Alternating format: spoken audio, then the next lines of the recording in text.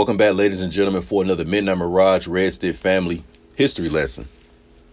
And in this episode, what I want us to do is think about the power of cause and effect and understand that the choices that we make today will affect the future generations.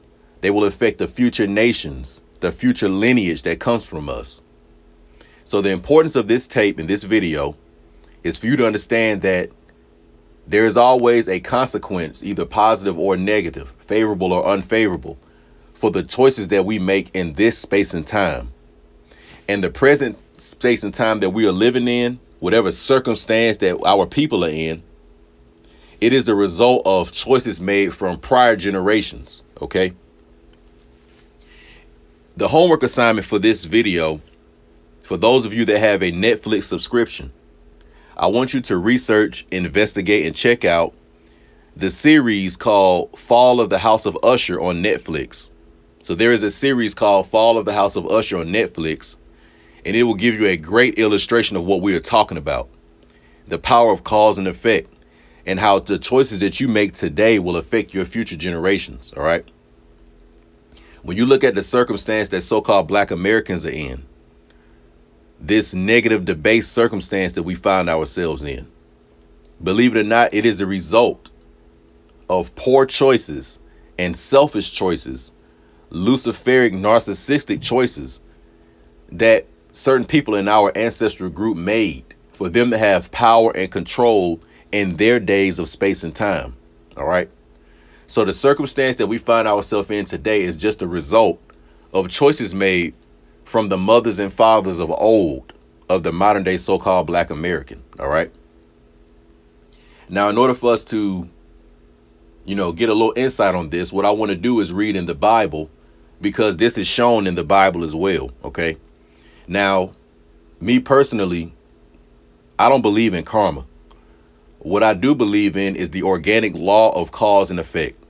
OK, so some people may call it karma. I call it cause and effect. All right.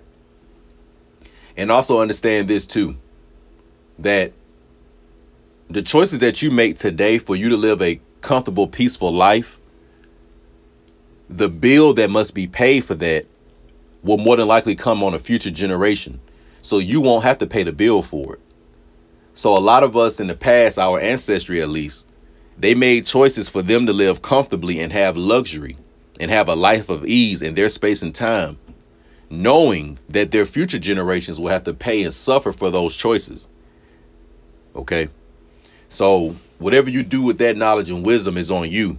But just understand that as a man or a woman, and as a so-called Black American today in 2023, the choices that we make today will affect our future generations. And this is also for Caucasian United States citizens that may be listening to this video. All right. So remember also this. When Blackbeard was a young child, when I used to play on the playground, I used to be very fascinated by the seesaw, by that phenomenon that on the seesaw, you had to have one person up and one person down, but there could never be a point where both of them were up on the seesaw. That's not how it works. So in the playground, when you see children on the seesaw, one of the children are up and one of them are down.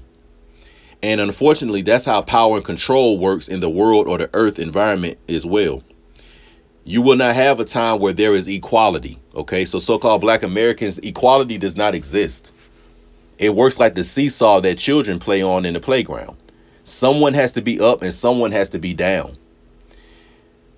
I would say prior to the early 1900s, late 1800s, the swarthy melanated people of America and Europa, we were up on the seesaw.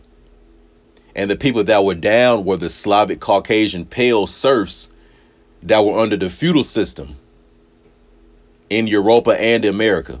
And at that time period, their people were down. They were in poverty. They were in the hellish state. And what ended up happening is that through certain events, cause and effect, and the expense bill having to be paid, in the early 1900s to mid 1900s, 1950s, 1940s, the seesaw started to flip. And now you had the Caucasian descendants of Europe starting to rise. And you had the melanated, swarthy descendants of America and Europa starting to fall. Okay. So it's like a seesaw. It goes up and it goes down. And it's all going to depend on the choices that are being made by prior generations. So in the Old Testament, we will read right now on how King Hezekiah, which was the king of the Israelites, the king of southern Judah, and some of the choices that he made. And we want to look at the perspective that he had of the choices that he made when he found out that maybe the bill will come on a future generation. So we coming out of 2 Kings chapter 20, verses 12 through, let's see, 12 through 19. So the source that I'm reading is from is 2 Kings chapter 20, verse 12 through 19. And let's read and get an understanding of what's going on.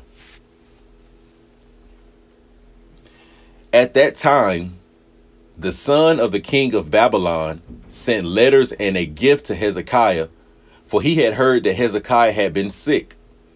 Hezekiah listened to and welcomed them and foolishly showed them all his treasure house, the silver and gold and spices and precious oils, and all his armory, and everything that was found in his treasuries. There was nothing in his house or palace, nor in all his realm, that Hezekiah did not show them. When the prophet Isaiah came to King Hezekiah and said to him, "What did these men say they would cause to you to do this for them? From where have they come to you?" Hezekiah said, "They have come from a far country, from Babylon." Isaiah said, "What have they seen in your house?" Hezekiah answered, "They have seen everything that is in my house or palace. There is nothing in my treasuries that I have not shown them." Then Isaiah said to Hezekiah, "Hear the word of the Lord. Behold, the time is coming when everything that is in your house and that your fathers have stored up until this day will be carried to Babylon. Nothing will be left, says the Lord. And some of your sons or descendants who will be born to you will be taken away as captives, and they will become eunuchs in the palace of the king of Babylon." Then Hezekiah said to Isaiah, "The word of the Lord which you have spoken is good." For he thought, "Is it not good if at least there will be peace and security in my lifetime?"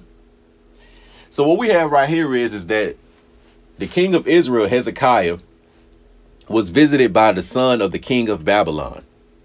And when the Babylonian administrators came, the emissaries came to visit Hezekiah, either from Hezekiah trying to impress them or whatever his objective was, he showed them all his values and all his treasuries.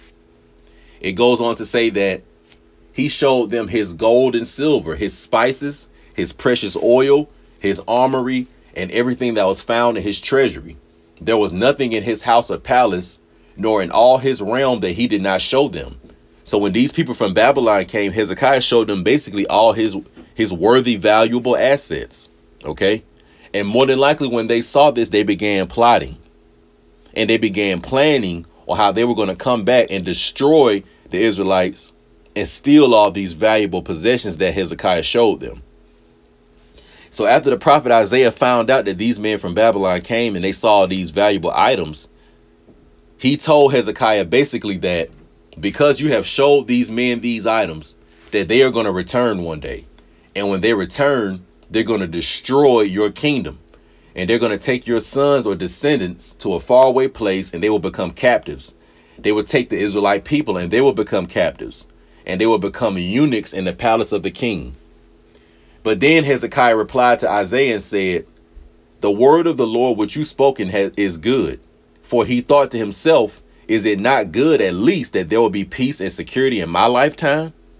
So although Isaiah told Hezekiah that, look, man, when you just showed these Babylonians all your gold and stuff, they're going to come back to sack the kingdom and take this from you. And all the people living in that time period, they're going to be made captives. And what Hezekiah thought to himself is that, well, at least during my lifetime, there will be peace and security. Because the quote he made was, "Is it not good if at the least there will be peace and security in my lifetime?" So he was saying that, well, at least during my lifetime, there'll be peace and security because the Babylonians more than likely will come after I'm dead. And that's exactly what happened, because later on they came with Nebuchadnezzar when they sacked southern Israel, or the southern kingdom. But notice how Hezekiah was not concerned about his future generations. He was only concerned about the peace and security in his own lifetime. So he made a choice in his lifetime that provided him peace and security. But in future generations, they would have insecurity and they would be in a situation of turmoil. Okay. So just remember that Hezekiah made a choice in his space and time that would have an unfavorable effect on future Israelite people. And obviously he didn't care, because he was only concerned about his own security and peace in his space and time. Well, this story is very, very similar to the Aboriginal American ancestors and to the swarthy ancestors of Europa. A lot of the deals with the devil that they made, they knew that maybe there will be a time period where it has to be paid. But maybe they knew also that it'll come on a future generation and they will live in a lap of luxury, but their future descendants will have to pay the bill. Okay. And this is something that happens in history. All right. So the choices that you make, the future generation is going to have to pay for it. And you saw this also in another Netflix movie called They Cloned Tyrone. There was a scene when basically Tyrone the clone and some of the other melanated people, when they found out what was going on, they ended up in one of the clubs in the city that they were in. And when they were in the city, or in the club rather, they were noticing that the music had the people under mind control. And the DJ sent all the melanated people that were under mind control to attack Tyrone and his friends, right? So when they ran out of the club, they ended up running into this Caucasian man who was like a bodyguard for the elite scientists that had created that whole project. And he began to have a conversation with them to explain to them why everything was going on the way it was. You know, why did these Caucasian people have these labs and all these science experiments that they were performing on melanated Americans? Why were they doing that? And I'll never forget how he told them that basically that the Caucasian people of the United States had inherited a very, very dangerous situation because their ancestors lived in luxury. Remember when I said that the melanated people of Europa, when their civilization started to fall, the Caucasian people started to rise, and they started to perform the same brutality against our people that we did to them. So we were denationalized. A lot of the culture was lost, and some of our people were made prisoners of war and put in perpetual servitude. And although this allowed the Caucasian people of the late 1800s, early 1900s to live in a lap of luxury, but one day they knew that these melanated American people are going to start rising up. And more than likely, they're going to attack us the way that we attack them. So in order to, you know, keep an eye on that and put a control mechanism over that, in the movie They Cloned Tyrone, they were basically saying that we're going to just clone the type of so-called black Americans we want. And we're going to keep these people in like a science experiment to control them, because we don't want them to gain power back, because they may do to us what we did to them. So the Caucasian people in the movie Goodbye, They Cloned Tyrone, they knew this story of Hezekiah more than likely. And through just historical record, they understood that the lap of luxury that they lived in, that their future generations will have to pay for that. And that man made that quote and that comment in They Cloned Tyrone. This is the same thing that you see in the fall of the House of Usher. Now, I'm not going to really spoil it because I want you to see it, but I'll give you a brief overview of it. Basically, you had a brother and a sister who wanted to obtain power. And they wanted to obtain power so bad, and they were so Luciferian in their heart, that they actually attracted the devil in disguise. And when they attracted the devil in disguise, the devil asked them ultimately, how bad do you really want this power? And what are you willing to sacrifice for it? And basically, they were saying that they were willing to sacrifice anything. And all the devil told them is that you will live a life of luxury and your children will live a life of luxury. But when it's time to pay the bill for this, it'll go on a future generation. And that is exactly what happened in the movie, or in the series rather, The Fall of the House of Usher. And you'll get to see how the whole house crumbled. OK. And there was also another very powerful scene where they showed where the brother and sister that made the deal, when they got much older and then the devil returned to collect payment, They were starting to try to investigate, who this person was really. And long story short, when they had their attorney go on the internet and try to find more information out about this person, that they came across a lot of images that showed that the devil had been doing deals with powerful families for generations and generations that went back all the way to the early 1900s. And when they had a conversation with the devil told them that it goes back even further than that, that they were doing deals with people during the times of Egypt and Babylon for them to have power. So I found that to be very, very interesting in the fall of the house of Usher, how they showed the devil generation after generation after generation making deals with these powerful people who wanted to control and have resources and live in a lap of luxury, and how they were willing to sacrifice future generations so they could live comfortably. For an example, you saw the devil had done a deal with Prescott Bush. You saw that the devil had done a deal with Mark Zuckerberg. And you also saw that the devil had done a deal with the man who created the Monsanto company that creates genetically artificial food in the early 1900s. So the devil had been around for thousands of years, generation after generation, providing this deal to see what humanity would do with it. And another thing that I liked about it is that the devil didn't make them do anything. The opportunity was presented and they made that choice on their own, because what the devil told them is that I just want to see what you're going to do with this power. You could be philanthropic or you can be luciferic. The choice is yours, but I just want to see what you do with it. So the devil didn't make them do anything in it. And that's why I think it's a great illustration for us to see this. OK, so your homework assignment is to go watch The Fall of the House of Usher. Go watch They Clone Tyrone, and you will get a great understanding of why things go the way they go. It's all about cause and effect, you all. What your ancestors have done in the past is going to determine the circumstance of your nation today. So when it comes to the American soil, the melanated American people, we have paid our dues and we've paid our debt for what some of our evil, selfish ancestors have done. And now the seesaw is about to change. Since we have been down, slowly now the seesaw is about to rise and we're going to be up. And the Slavic Caucasian descendants of the United States, they have been living in the lap of luxury for the last couple of decades. But now the seesaw is going to change, and now they are going to decline, and now their house of royalty is going to fall.